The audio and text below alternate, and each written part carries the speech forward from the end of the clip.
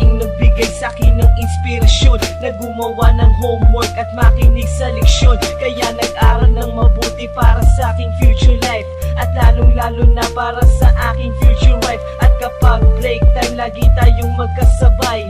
Kinikilig ako pag hawak ko ang iyong kamay, habang tayo ay naglalakad pag tayo'y pauwi. Lalo kong tinatamaan pag ika'y ngumingiti. Ang lahat ng bighati, ikaw ang nagtatanggal. Dahil sa iyo kaya pasado sa periodical. Buhay ko ay nag-iba, binigyan mo ng sigla. Tumaas na din ang grades ko sa matematika. Ikaw lang ang dahilan para to sa'yo mahal. Inaalay ko sa'yo ang natanggap kong medal. High school life, oh my high school life, akin pang naaalala. High school days, mga high school days na ikaw lang ang kasama. High school life, oh my high school life, akin pang naaalala. High school days, mga high school days na ikaw lang ang kasama.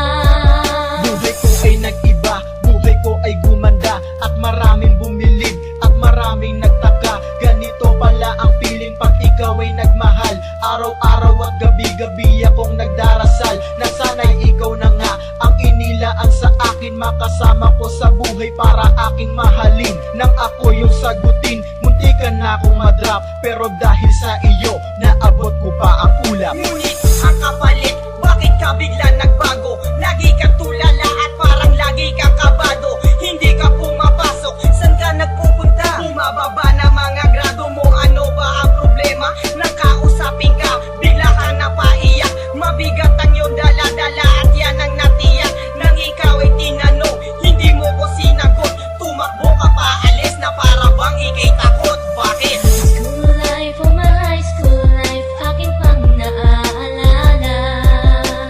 High school days, mga high school days na ikaw lang ang kasama. High school life, oh my high school life, akin pang naaalala. High school days, mga high school days na ikaw lang ang kasama. Tandang-tanda ko pa, Lunes ng umaga nun. Bakit ang daming pulis? Ano bang meron ngayon? Narinig ko ang usapan na meron daw trahedya. Fourth year student ang nakita sa kubeta, at nang inilabas, labis kong ikay nagulat, pagkat ikaw ang biktima kanila.